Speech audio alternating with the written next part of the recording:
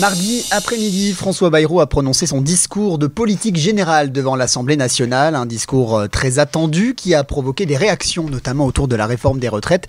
Ce qui pose problème, c'est que les différents partis ne sont pas d'accord sur la question, Théo Guittoni. François Bayrou a indiqué qu'il n'y aurait ni retrait ni abrogation de cette réforme. Malgré les nombreuses demandes de la gauche, le Premier ministre a laissé la place aux discussions avec les syndicats pour tenter de calmer les tensions, mais sans revenir complètement sur le projet. Et il assume, François Bayrou, ce qui a suscité la colère de la France insoumise, du Parti communiste, des écologistes et d'une partie des socialistes. Il dénonce un blocage sur une réforme très critiquée depuis son passage au 49.3.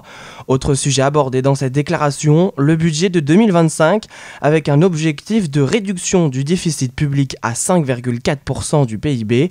Le maire de Pau a aussi annoncé des mesures pour renforcer les politiques migratoires et une augmentation des dépenses en santé pour améliorer les conditions de travail des soignants et des personnes fragiles. Une mesure qui, là, par contre, pourrait plaire à certains députés socialistes. Mais on l'aura compris, Théo, le discours est largement critiqué par les oppositions. Est-ce qu'on s'attend du coup à des conséquences ? La France insoumise a déjà déposé une motion de censure après le discours de politique générale.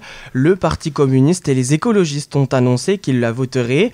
Une partie des socialistes pourrait aussi voter cette motion, mais certains députés hésitent. Ils ne souhaitent pas être associés à une chute du gouvernement sans alternative claire. Pour rappel, pour que cette motion soit adoptée, il faut 289 voix, c'est-à-dire la majorité absolue à l'Assemblée nationale. Selon les premières estimations, l'objectif semble difficile à atteindre, d'autant que le Rassemblement national a d'ores et déjà prévenu qu'il ne voterait pas la motion du nouveau Front populaire. Cette motion de censure montre encore une fois la fragilité d'une Assemblée nationale toujours autant divisée. Le vote aura lieu cet après-midi aux alentours de 17h30. Si la motion de censure est adoptée, François Bayrou deviendra le premier chef du gouvernement sous la Ve République à être renversé sur une déclaration de politique générale. Les précisions de Théo Guittoni.